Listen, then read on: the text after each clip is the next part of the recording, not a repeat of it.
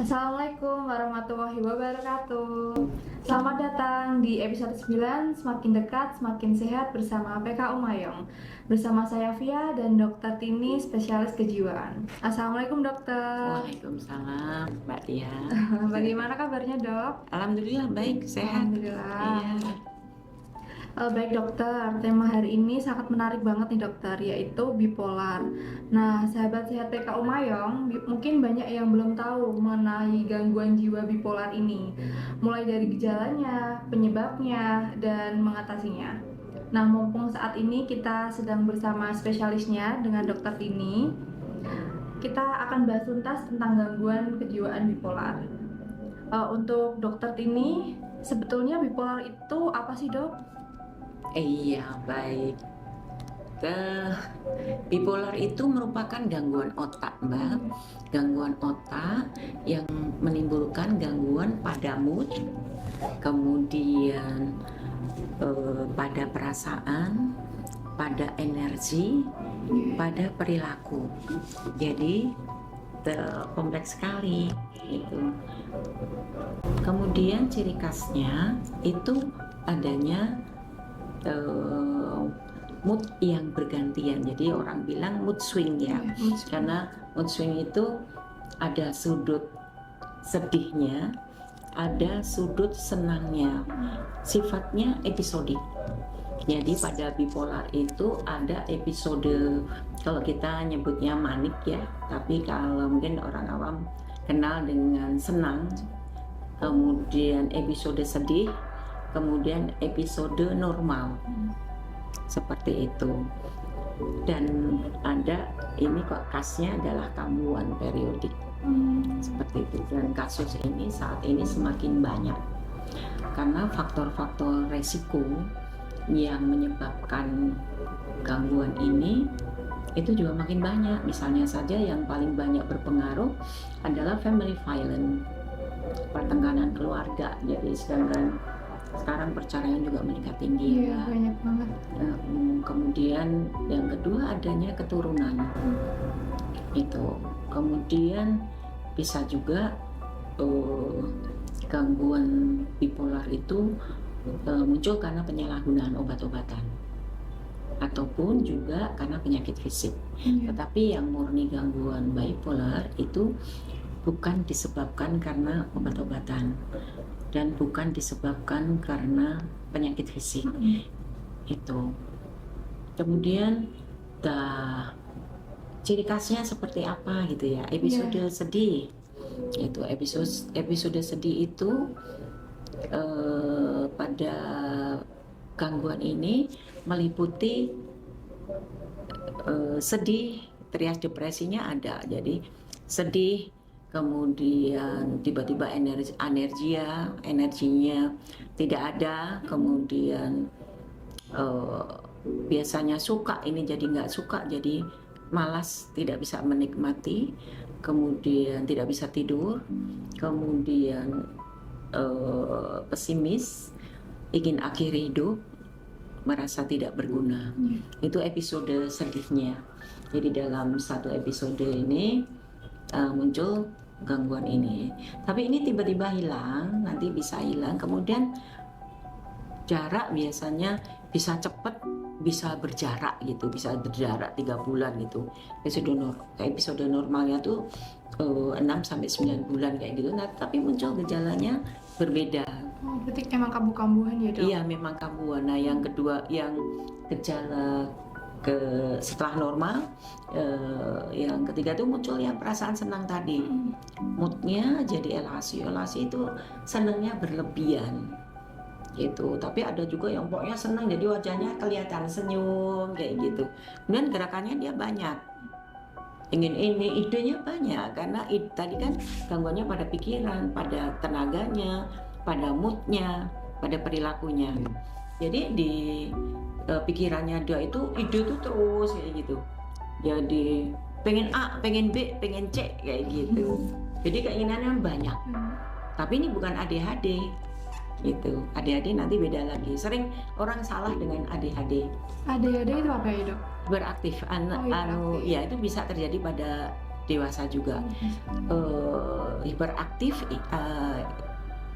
tidak sulit untuk fokus, seperti itu. Hiperaktif juga sama itu, tapi idenya juga mirip juga karena baru ini terus pindahnya, tapi ciri khasnya berbeda. Ini ada sindromnya. Jadi kalau suatu gangguan itu kumpulan gejala. Jadi pada manik ini juga perilaku berisiko tuh berani.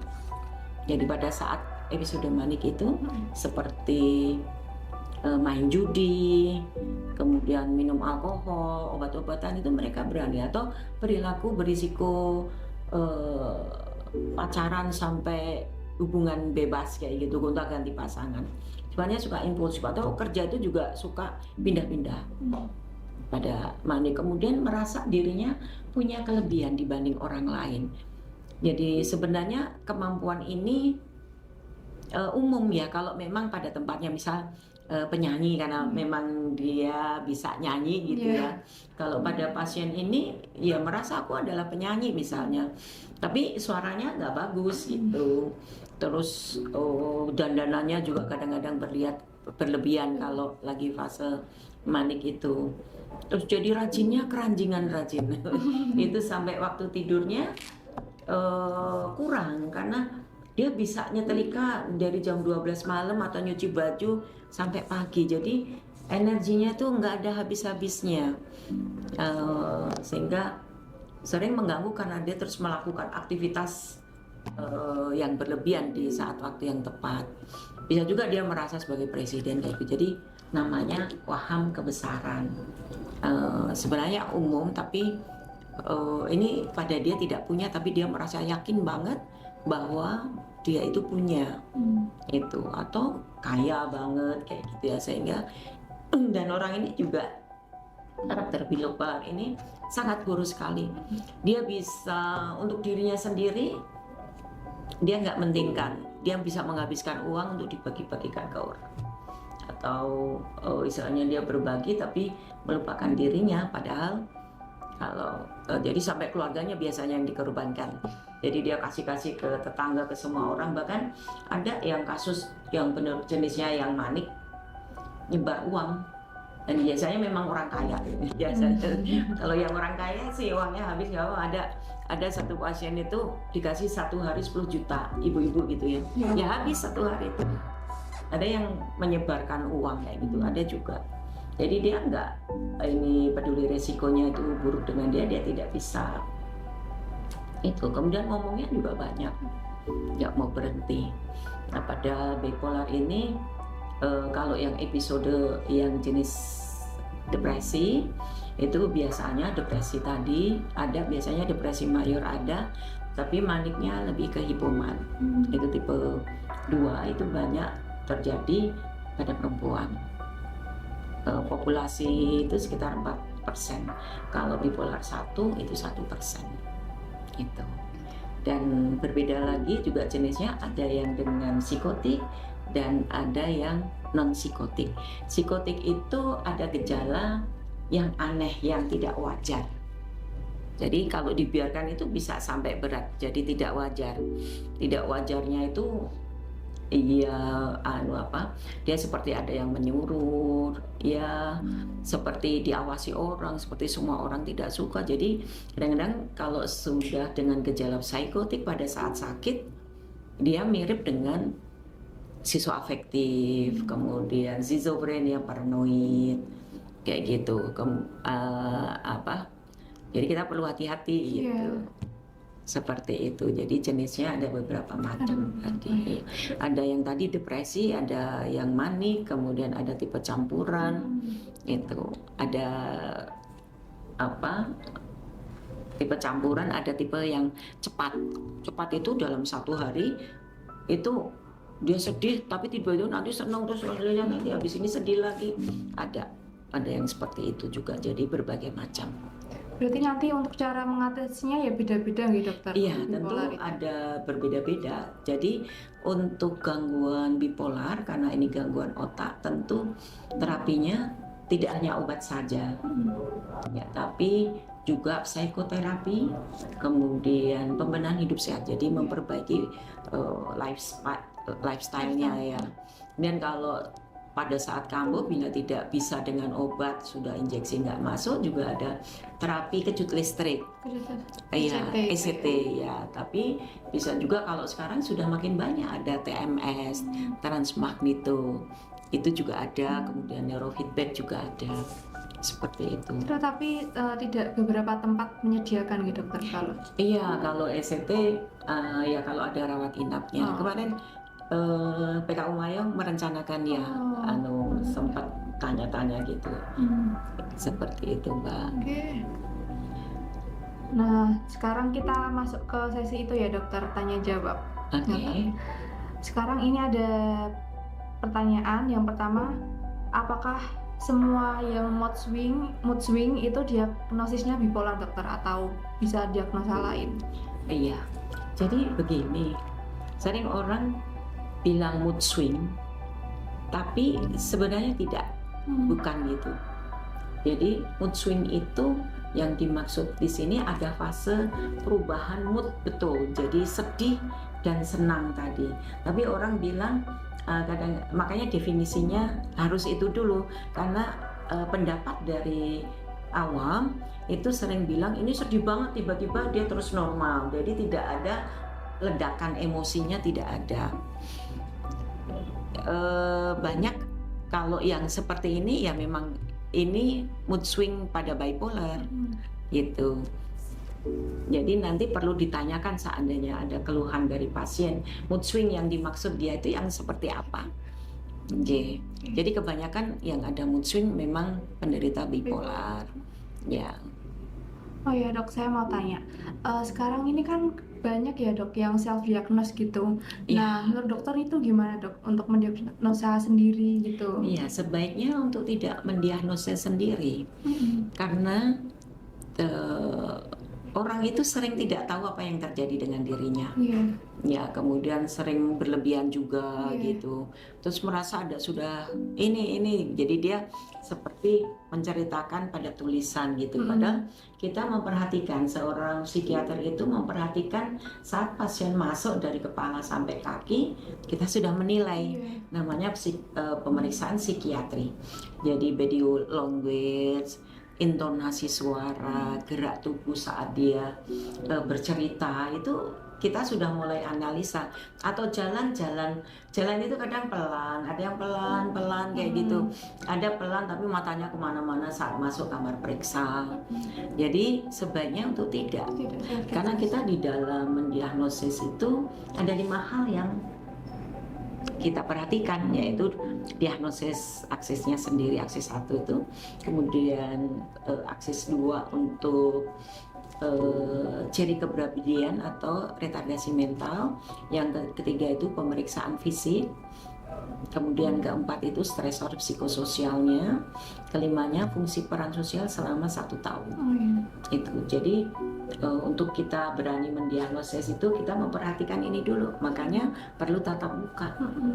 Itu karena nanti perencanaannya tadi itu seandainya psikoterapi pakai apa, kemudian evaluasi dirinya, kemudian untuk diagnosis itu kalau kita dari anamnesa kita simpulkan harus ada diagnosa diferensial. Itu. Jadi kalau sendiri kan aku pasti A kayak gitu, mana bisa gitu ya.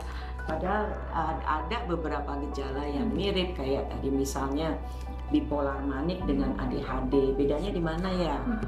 Nah, itu kita moodnya kita tanyakan. Pada ADHD moodnya nggak ada mood swing, tidak ada mood yang berlebihan, mood sedih atau mood ini, wajahnya seperti apa ya, tumpul ya, kayak gitu. Jadi tidak ada mood yang naik turun gitu ekstrim. Ya, pada bipolar moodnya ekstrim. Dan ini juga gangguan otak. ADHD juga gangguan otak. Ya. Dan kalau yang ADHD kita bahas di episode selanjutnya ya dokter. Berarti tidak boleh ya dokter? Tidak boleh karena tinjauannya berbeda. Ya, seorang dokter memeriksa dengan detail. Itu ya. Nah, untuk bipolar sendiri itu kan ada terapinya seperti obat dokter. Nah, itu jangka panjangnya gimana dok? Akan berhenti atau diturunkan atau bagaimana? Iya benar. Jadi kebanyakan orang bilang bahwa terus menerus minum obat ya gitu, atau pasiennya sendiri menurunkan obatnya, ini yang tidak boleh. Jadi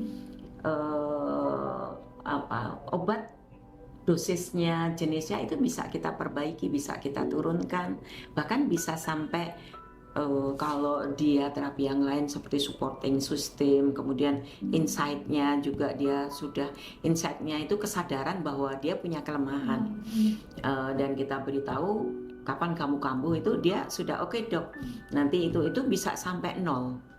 Jadi bisa sampai kita tidak ini, tetapi pada saat dia merasa akan naik harus sesegera mungkin datang, walaupun nanti untuk psikoterapi atau untuk obatnya mungkin tergantung grade-nya saat itu seperti apa gitu. Jadi nggak selalu tetap, makanya jangan memutuskan obat dulu sebelum konsultasi. Yang sering terjadi lemahnya gangguan bipolar itu pada saat episode normal pada putus semua, banyak banget itu, dan akhirnya naik karena aku rapopo sudah bagus, sudah bekerja, dipikirnya udah sembuh ya, dok. Jadi tetap harus memperbaiki lifestyle-nya yang mensupport untuk otak ini stabil. Jadi terapinya itu tidak hanya obat tadi, tapi juga biasanya untuk coping diri itu kita persiapkan betul supaya nanti pikirannya itu positif terhadap perubahan yang ada pada dirinya. Jadi ibadah itu harus mulai dinikmati.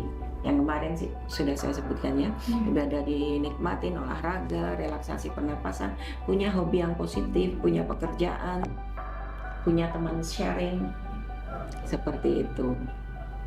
Ya, jadi sebaiknya jangan menghentikan sendiri, dan obatnya insya Allah kalau sudah stabil-stabil kita menurunkan juga harus ngelihat dulu.